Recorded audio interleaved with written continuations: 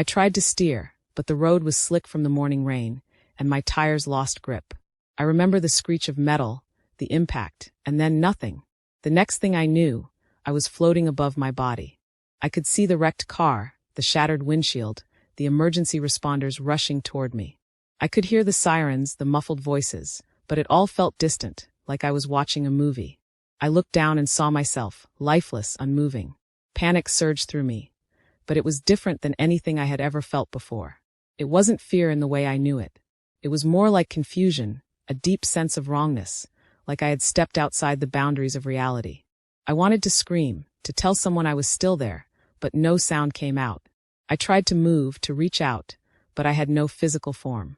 I was weightless, untethered, watching my own body from above as the paramedics worked frantically. I remember thinking, this isn't happening. This can't be real. But deep down I knew. I was dead. And then, without warning, I was pulled upward, fast like a current dragging me into something I couldn't see. There was no pain, no struggle, just a sudden shift, as if I had crossed a threshold I could never return from.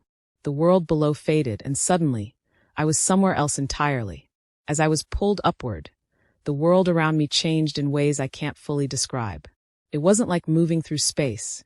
It was more like passing through a veil, like stepping from one reality into another. The sounds of sirens, the chaos of the accident, everything faded into silence. I felt weightless, yet I was moving with purpose, as if drawn by something far greater than myself. At first, there was only light, soft, radiant, and all-encompassing. It wasn't blinding, but it filled every part of me with a warmth I had never known. I don't know how long I was in that light, but time didn't feel the same anymore. There was no past or future, only a deep, present awareness. I felt safe, but also exposed, as if my very soul had been laid bare. Then, I saw something ahead. It wasn't a building or a place in the way we understand places. It was more like a presence. A throne, though I can't describe what it was made of, stood in the distance, surrounded by a brilliance that made everything else seem dim. And in that moment I knew. I was standing before God. A deep reverence filled me, unlike anything I had ever felt in church or in prayer. It wasn't just awe, it was a complete awareness of His holiness, His perfection, His love, and His justice all at once. I wasn't afraid in the way people talk about fearing God, but I was utterly overwhelmed. Every part of me recognized that I was in the presence of someone far greater than I could comprehend. I had never truly understood the phrase holy, holy, holy until then. I had heard it in sermons, sung it in hymns, but here, in His presence, I felt it in my soul. I wasn't just standing before a divine being. I was standing before the very source of life, truth, and love. And in that moment, I knew I could hide nothing. Every thought, every action, every choice I had made was laid bare before Him. And then He spoke. His voice wasn't loud, but it filled me completely. It wasn't just sound. It was presence, truth, and authority wrapped into one. I don't know if He spoke in words I could hear with my ears, or if He spoke directly to my soul, but every syllable resonated deep within me. He didn't ask me to explain myself. He didn't demand an apology or a defense. He simply looked at me, and in that gaze I saw everything, my entire life, every moment, every decision, every hidden thought. There was no need for Him to ask questions because He already knew. But still He spoke. What did you do with the life I gave you? The question hit me like a wave. I had spent so much of my time on earth thinking about what I didn't have, what I wanted, what I lacked. I had complained about my job, my loneliness, my unfulfilled dreams. But in that moment, I saw how much I had been given: time, breath, relationships, opportunities. And I had squandered so much of it. I saw the moments I chose comfort over purpose. I saw the times I turned away from people who needed me. I saw the days I wasted chasing things that never filled me. And I realized I had been given so much, yet I had done so little with it. Tears filled my eyes, not because I was afraid of punishment, but because I was overwhelmed by the weight of truth. I had lived as if my life was mine to do with as I pleased. But standing there, I knew it had never been mine. It had always belonged to Him. And He wasn't angry. He was sorrowful. Not because He condemned me, but because He saw all the ways I had missed the mark, all the ways I had chosen less than what He had for me. I wanted to speak, to explain, to make excuses. But I couldn't. There was no need. He already knew. And more than that, He loved me. Even in that moment of complete exposure, I felt his love like I had never felt it before. And then he asked another question. Did you love those I sent your way? The question struck me harder than the first. Did you love those I sent your way? I had thought about love before, but not like this. Not in the way he meant it. In my life, love had been conditional. I had loved those who loved me back, those who made me feel good, those who deserved it in my eyes. But standing before him, I saw how often I had withheld love from those who needed it most. I saw my mother's face, worn with worry, reaching out to me when I was distant. I had told myself I was too busy, too overwhelmed to call her, to visit her. I had justified my absence with the lie that she would always be there. But now, seeing her through his eyes, I saw the depth of her love, the way she had prayed for me even when I pushed her away. And I realized I had never truly loved her the way I should have. I saw my best friend from high school, the one I had drifted apart from over the years.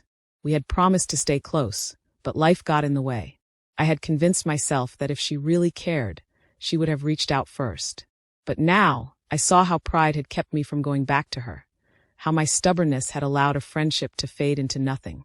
I had let her slip away because I had been too proud to take the first step. I saw the strangers I had passed on the street, the co-workers I had ignored, the people who had needed a smile, a kind word, a moment of my time. I had been so focused on my own struggles that I had failed to see the hurting people around me. Yet I had failed to follow it. I had been loved so deeply, yet I had not loved well in return. And still he looked at me with compassion, not with disappointment, but with a longing for me to understand. Love was not just a feeling, it was a choice I had too often ignored. And he asked another question.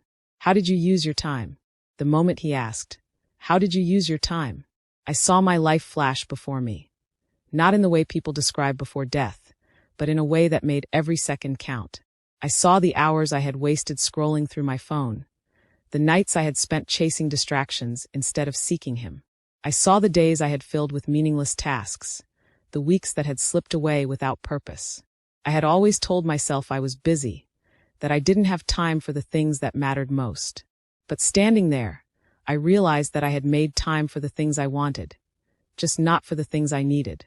I had made time for entertainment, for social gatherings, for sleep, for work, but I had rarely made time for him. I saw the mornings I had spent hitting snooze instead of kneeling in prayer. I saw the evenings I had wasted on mindless distractions instead of reading his word. I saw the days I had spent worrying about things that never came to pass, instead of trusting in his plan. And I saw the opportunities one had missed, the moments when I could have chosen differently, when I could have stepped out in faith, when I could have said yes to something greater. I had been given time, not just to exist, but to grow, to serve, to love, to obey. And I had squandered so much of it. I saw the people I had met who needed encouragement, and how often I had stayed silent. I saw the moments when I could have spoken truth, when I could have shared hope, when I could have pointed someone toward him, and how often I had chosen to stay quiet. Time was the most precious gift he had given me, and I had treated it like something I could always get more of. But standing there, I understood the truth. I had been given only so much time, and I had not used it well. And still, he did not condemn me. He only showed me the reality of how I had lived. And in that truth, I felt the weight of regret, not because he was angry, but because I had missed so much. And he asked another question. Did you forgive those who hurt you?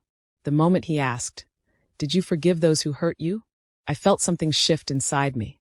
It wasn't anger or bitterness. It was a deep, aching sorrow. I had spent so much of my life carrying wounds I never truly let go of. I had told myself I had forgiven people, but standing there, I saw the truth. I had buried my pain, but I had never truly released it. I saw the faces of those who had hurt me, some intentionally, some unknowingly. I saw the childhood friend who had betrayed my trust, the co-worker who had gossiped about me, the family member who had dismissed me. I had told myself I had moved on, but in reality, I had held on to the hurt. I had let it shape how I saw them, how I saw myself, how I saw the world. I had built walls around my heart, convincing myself that I was protecting myself. But in truth, I had only trapped myself in a prison of my own making. I had carried grudges like burdens, letting them weigh me down without even realizing it. And then I saw the people I had hurt in return. I had been quick to hold others accountable for their sins against me, but I had been slow to recognize my own. I had justified my anger, my coldness, my silence. I had told myself that I was justified in withholding forgiveness because others had not earned it. But standing before him, I saw how much I had needed forgiveness myself. I saw his mercy, his grace, the way he had forgiven me for every failure, every selfish thought, every moment I had turned away from him. And I realized I had been given forgiveness so that I could give it freely. I had spent years holding on to pain that he had already released. And in that moment, I wanted to let it go. I wanted to stop carrying the weight of resentment. I wanted to be free. And he asked another question. Was I the center of your life? The moment he asked, was I the center of your life? I felt a deep ache in my soul. I had always considered myself a Christian. I believed in him. I went to church. I prayed when I needed something. But standing before him, I realized that he had never truly been the center of my life. He had been a part of it, yes, but not the foundation, not the source, not the reason for everything I did. I saw how often I had placed other things above him. My career, my independence, my comfort, my plans. I had built my life around my own desires, my own dreams, my own timing. I had told myself I was following him, but in truth, I had only followed him when it was convenient, when I didn't have anything better to do, when I wasn't too tired or too busy. I saw the times I had put my own will above his, the times I had ignored his prompting, the times I had chosen my own way instead of his. I had told myself I was seeking him, but I had been seeking my own version of him, the one who fit into my schedule, who approved of my choices, who never asked me to give up anything I wasn't willing to let go of. And I saw how much I had missed because of it. The joy I had longed for had been found in him, but I had been chasing it in the wrong places. The peace I had needed had been his to give, but I had been trying to create it on my own. The purpose I had searched for had been waiting for me all along, but I had been too distracted to see it. Standing there, I understood the truth. He was not meant to be a part of my life. He was meant to be my life. And I wept, not because he was angry, but because I had wasted so much time living without him at the center. And he asked another question. What did you do when I spoke to your heart? The moment he asked, what did you do when I spoke to your heart? I felt a deep, aching sorrow, because I knew the answer.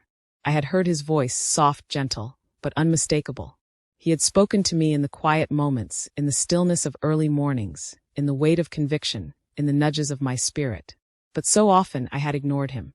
I saw the times he had called me to love deeper, to serve more, to step out in faith. I saw the moments when he had whispered to my heart, urging me to change, to repent, to surrender. And I saw how often I had turned away. I had told myself I would listen later, that I would obey when it was more convenient, that I would follow when I was ready. But the truth was, I had resisted him. I had convinced myself that I needed more time, more understanding, more certainty. But standing there, I realized I had never needed more time. I had needed more obedience. I saw the times he had asked me to give more, to give of my time, my resources, my love. I had made excuses, telling myself I would do more when I had more. But he had never asked for more. He had only asked for all. And I had held back. I saw the moments he had called me to forgive, to let go of bitterness, to release the pain I had carried for years. I had resisted. I had told myself I wasn't ready, that I needed justice first, that I needed to protect myself. But now I saw the truth. The only thing I had protected was my own heart from healing. And I saw the times he had called me to step into something greater, to serve, to lead, to trust him in ways I had never allowed myself to before. I had hesitated. I had doubted. I had said no. And in doing so, I had missed the very things that would have filled my soul with purpose. Standing there, I understood. He had never stopped speaking. I had just stopped listening. And I wept, not because he was angry, but because I had missed so much. Because I had been given so much, and I had not responded. And he asked no more questions. As the final question faded into silence, I stood there completely still. There were no more words, no more questions, no more explanations. Just the truth laid bare before me. And in that moment, I understood something I had never truly grasped before. God does not judge us the way the world does. He didn't condemn me. He didn't scold me. He didn't look at me with disappointment or anger. Instead, he let me see my life for what it was. A mixture of good and failure, of love and selfishness, of obedience and disobedience. He didn't need to point out my sins because I already saw them. He didn't need to shame me because I already felt the weight of them. What I felt in that moment wasn't punishment. It was conviction. A deep, soul-stirring awareness of how much I had missed, how much I had taken for granted, how much I had failed to give him. I had spent my life thinking that as long as I wasn't doing anything terribly wrong, I was okay. But standing there, I realized that good intentions weren't enough. I had believed that as long as I showed up to church, prayed when I needed something, and tried to be kind, I was living for him. I didn't plead or make promises. I simply stood there, overwhelmed by the realization that he was giving me a second chance. Not because I had earned it, but because he is love. And then, without warning, I was pulled back into my body, back into the world, back into breath.